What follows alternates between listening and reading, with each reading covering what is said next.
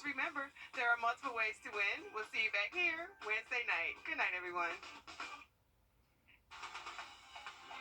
Live from Augusta, we're watching News 1226 at 11. A new year means new laws are in place. We'll give you a look at some of the Peach State's changes and how they affect your health care and wallet.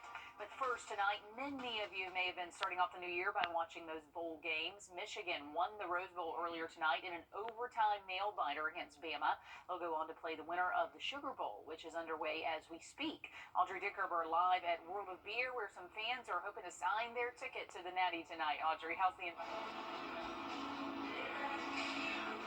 Well, if Georgia was playing, I think Wrdw would probably look a little bit different right now, but don't let that deceive you from thinking we don't have a lot of fans from all over the country that want to come out and cheer on their favorite teams.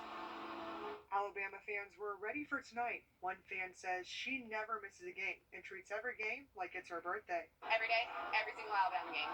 Every single one. I actually don't work on game day. And when I did work on the one SEC championship game, I worked to where I could see the TV. Melissa says she knows being an Alabama fan in Georgia can be controversial, but is hoping people would cheer for the SEC. Well, you know, SEC over the North. We got to do it. I mean, we're in the South. It's kind of our blood. Georgia fans shut out by Alabama, watching the game, wishing it was them. I've always been a Georgia fan my whole life. I mean, you know, my son went to Georgia.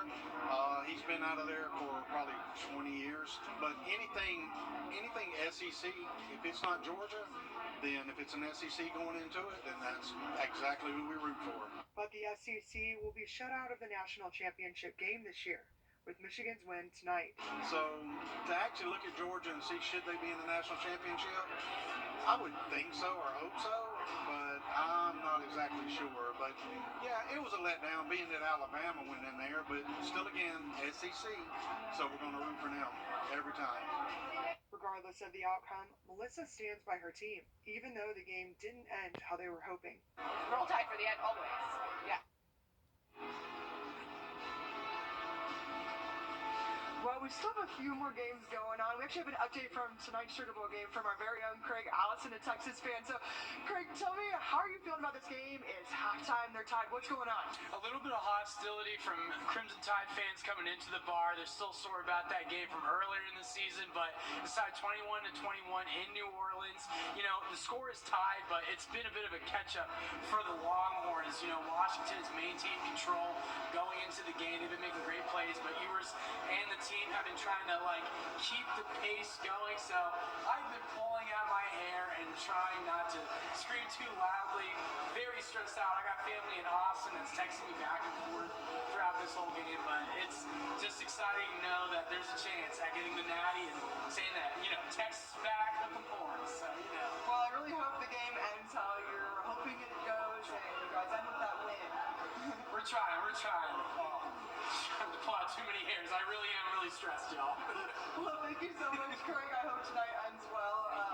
Reporting from Wrdw, we have Craig and Audrey Dickerber. All right, guys, thank you for that. And as we mentioned before, Michigan did beat Alabama tonight in the Rose Bowl, 27-20. It was a nail-biter in overtime. Here's a look at those final moments of the Rose Bowl. The game went into overtime for just the second time in the Bowl's more than 100-year history. Michigan pulled it out in the end, scoring a touchdown in overtime. Bama actually botched the snap on their final down. They couldn't answer it. So if Michigan does go on to win the national championship, that'll be the first time since 1997. The Natty, of course, next Monday in Houston at 7:30. Giving you a live look at I-20 at the state line here. You still have a little time before Georgia DOT picks back up on those road closures.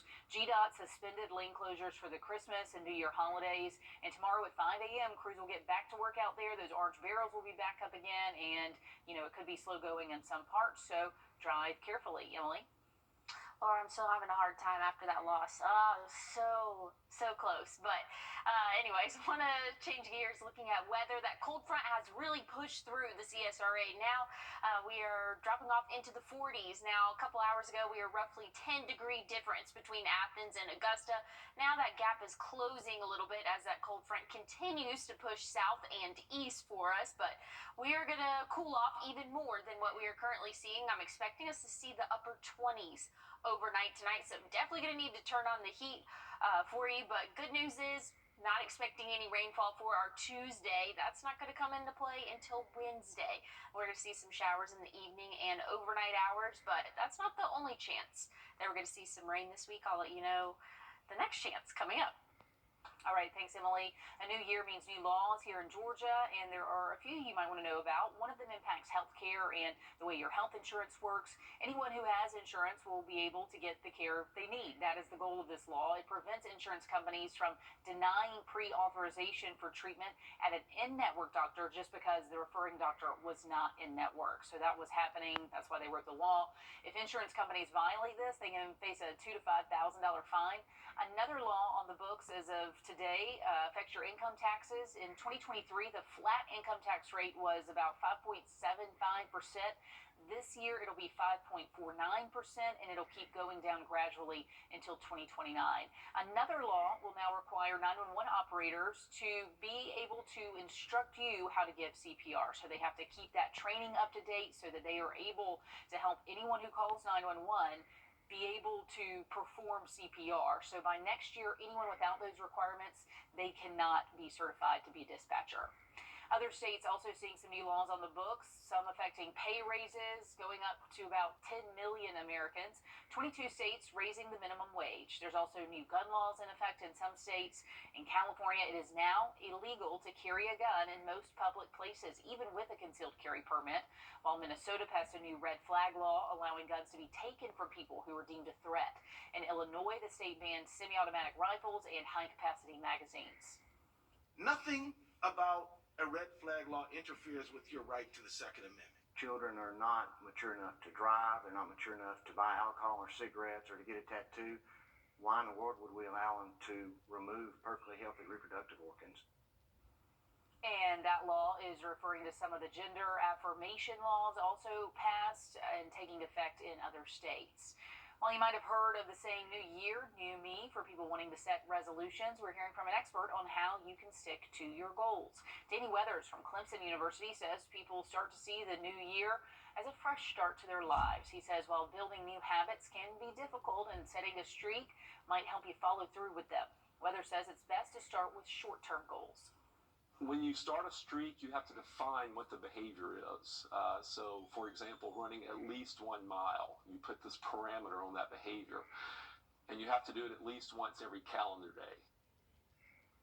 Weathers says in a survey, more than 40% of people say they start their streaks on January 1st, and a lot of times end them soon after. If you're buying a new home this year, the interest rate on the most common type of home loans, that has gone down. Freddie Mac says it went to the lowest it's been since May. Realtor.com expects home prices to ease slightly, dropping less than 2% for the year on average, but inventory in some parts of the country may still be a challenge. In California, authorities are investigating the shooting death of a 10-year-old boy. They say he was shot and killed by another 10-year-old who found his father's stolen gun. Steve Patterson reports. Tonight, flowers for KJ.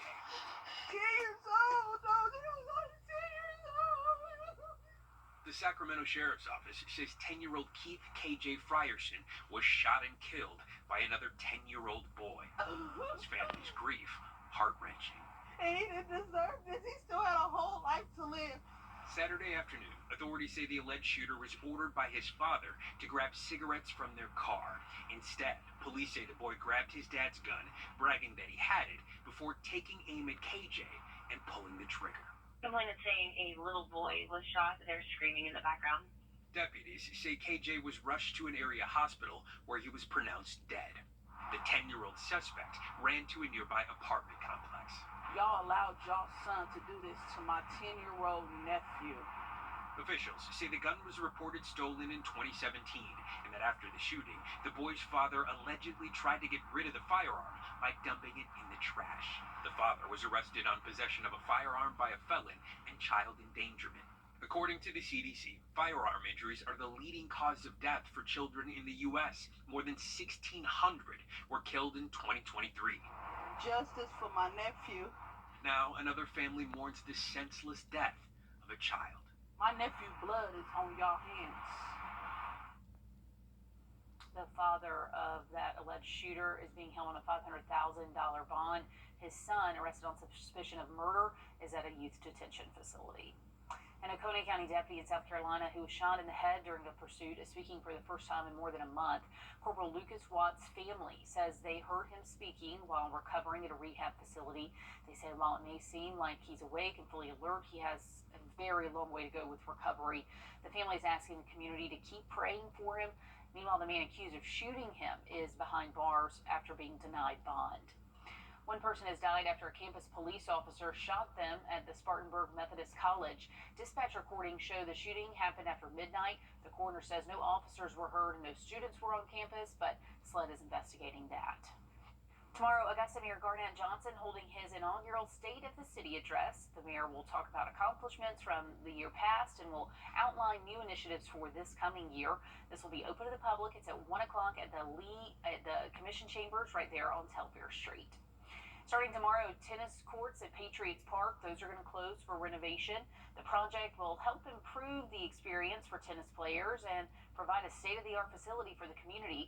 That work is expected to be done until May. Then you can use some other tennis courts in Columbia County. Those will be open. Start off our Tuesday, we're expecting to see temperatures in the upper 20s, so definitely going to bundle up as you head out the door, but I'm also tracking some rainfall in the forecast. I'll let you know when coming up. Plus, search and rescue efforts are underway after a 7.5 magnitude earthquake hit Japan. A look at the destruction left behind next. Just a wild scene there, especially first day of the year. It's not how you want the new year to begin, Emily. Definitely not. Looks like it left a lot of damage, unfortunately, over there in Japan. But I want to switch gears over to weather for us. We saw a relatively warm afternoon, hit right around 60 here in Augusta, but we're cooling off as we head well into the overnight hours. The cold front has completely pushed through now, and so that's really helping us jumpstart to see those colder temperatures. But we have some nice afternoons for us, even though cold overnight, but afternoons will be right around the 50-degree mark, maybe a few degrees above some days. But check it out right now, 42. Feels like 37 though. Those winds northeast at about 8 miles per hour. So that's getting a little bit breezy for us, and that's helping us feel a little bit cooler than what the actual temperature is, because again, that's right around 40. We'll cool off and see the upper 20s in some spots overnight tonight. So definitely need to turn on the heat before you go to bed. I'm telling myself that. I never do, and I probably won't again tonight. But anyways, tracking some rain over the northern part of the nation, but not seeing any rainfall for us here in the southeast, and that's going to stay true till about Wednesday. So some cloud cover is going to move in late Tuesday overnight, and then Wednesday, that's when we're going to get some moisture coming from the Gulf of Mexico, and that's going to continue to push northward. So moving through Georgia and portions of South Carolina before it gets out of our hair. But we're not quite done with the rainfall just yet. Come Saturday, widespread, sometimes heavy at again, those showers are going to move through. Not expecting any severe weather with this, but that's something that we have to pay attention to this time of year. This is the second severe weather season for us, so just keeping an eye on things. But as right now, not having any concerns, just some heavy rainfall expected, and it's going to last throughout the greater part of the day, unfortunately. But by the time the overnight hours come, that rainfall is going to be out of here for us, and then we'll see the sun for our Sunday. Bringing it back to tomorrow. Cold start to the day, definitely going to want to bundle up, but we'll warm up quickly with plenty of sunshine. We'll see those lower, maybe middle 50s in some spots, but overall a pretty mild day for us after we had a relatively warm day today. But showers will come into play late Wednesday, not as widespread and not as heavy as what we're expecting on Saturday. That's going to be the day that we can expect some measurable rainfall for us. We'll cool off and dry out for the end of our weekend and the start of next week. Again, overnight low is going to fluctuate between those upper 20s and low to middle 30s. So a cold week in store for us, I would say, for at least the overnight hours, Laura. All right, thanks, Emily. Out in Pasadena, California, people kicked off the new year with the 135th annual Rose Parade. Today, dozens of floats, marching bands, and more. The floats are made with seeds, bark, fruits, grasses, and flowers. Hundreds of people volunteer to decorate those. This year's theme is celebrating a world of music, the universal language, but always impressive, the floats and all the work that goes into that parade. Tonight's Powerball is at about 810 million after Saturday's drawing did not have a winner. October was the last time a big prize was given out worth more than 1.7 billion. That ticket was sold in Southern California. A lot of us already have a plan of action if we win. First, I would buy $100 million worth of gold. Well, I have like 50 friends that I want to empower them to start businesses, so I just start giving $1 million away to people. I would travel the world with my wife and my dog for a couple of years just to kick it off. All that sounds great, and this will be the 35th drawing since the big one back in October, so may the odds be in your favor. It's one lucky day for a Kansas City Chiefs fan. Up next, we'll show you the surprise of a lifetime this teenager will not forget. And as we head to break, a live look at Atlanta and your winning lottery numbers.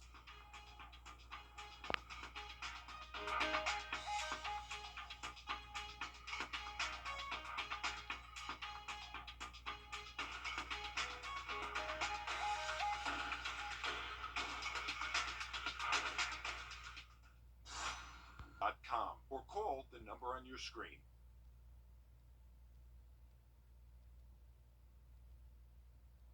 In Missouri, a teenager born with a rare spinal defect and a huge sports fan got a very special surprise. Not only did he get to meet NFL's Chiefs quarterback Patrick Mahomes, but the team was surprised with Super Bowl tickets. Alan Shope has more on the nonprofit making his dreams come true. 13-year-old Isaac Murdoch has got game. Yeah, dude never misses. He's a big sports fan and, of course, a huge Chiefs fan. So when asked earlier this week to shoot what he thought was a commercial for Variety KC, he was all in. Then this happened. What's up? He showed up. That was insane. On behalf of my foundation, 15 of the Mahomies, and the Kansas City Chiefs, we're giving you Super Bowl tickets to Super Bowl 58 in Las Vegas. It was just shock, just because it was kind of the last thing that I expected. Seeing him come through the door and that pure shock on Isaac's face and joy was pretty special. Isaac was born with a rare spinal defect, but he hasn't let that slow him down. He plays a lot of basketball and other sports and is a part of Variety KC, a nonprofit for kids with disabilities. I love that he gets to highlight all the kids in our organization and show them how special they are too. Isaac, of course, hopes the Chiefs will play in the Super Bowl. He says that would be the ultimate dream. And as for that other second ticket to go in and see the game with him, they're still working on that. The whole family plans to make that trip to Vegas, and they're hoping to pick up another ticket here or there along the way. A lot kind of went through my mind, kind of all at one time. What do you think, man? Las Vegas, Super Bowl? This is crazy. Oh. Pretty fun. Super Bowl 58 will be played at Allegiant Stadium in Las Vegas on February 11th, so we hope he has the time of his life. 2023 was a big year when it came to local sports. After the break, we're highlighting the greatest and not so greatest moments. Right now, during the Rooms to Go New Year's sale, get big. Wrdw. On your sideline, sports brought to you by the Hawk Law Group. NASCAR Hall of Famer and South Carolina native Cale Yarborough has died. Yarborough was the first driver to win 3 consecutive series championships back in the mid-70s. He won the Southern 500 at Darlington 5 times, the Daytona 500 4 times. He won 83 races during his NASCAR career, tying him with Jimmy Johnson for the 5th on NASCAR's all-time career wins list. Yarborough died on Sunday at the age of 84. This past year, local sports teams and the Georgia Bulldogs saw some big moments, including the national championship. Our Alyssa Lyons has a look back at some of 2023 sports highlights. From the start of it, right at midnight, then to miles away where Georgia became back-to-back national champions, this past year was full of jaw-dropping moments. From national titles to state titles, even historic region wins. Ecstatic. Ecstatic. Ecstatic. Man, I love you. I'm proud of you. I can actually breathe now. How am I going to quit now? 2023 gave the CSRA everything to cheer about. It was full of firsts. Greenbrier Girls Golf won their first title in 27 years since the sport was introduced to the Lady Pack. They even made history when the Lady Pack brought home the CSRA's first flag football championship. There was the pile-on after the T-Reds secured their first state title in volleyball. And Edmund Burke made a mark on the Spartans' books, becoming the first to title in football. Or maybe it was this past week, Georgia taking home the Orange Bowl and shattering the record books once again. A 60-point win is the widest margin ever in bowl history. It wouldn't be an end to a year without the way we started it. Alyssa Lyons on your side. Well, overnight tonight, we are going to see lows drop off a lot colder than what we're currently seeing. I'm expecting upper 20s to start off our Tuesday. I'll have one more look at your 7-day coming up. I'm in temp. Local service with a national reach. Let us show you what we can do for you on air and online. For more information, visit wrdw.com/advertise.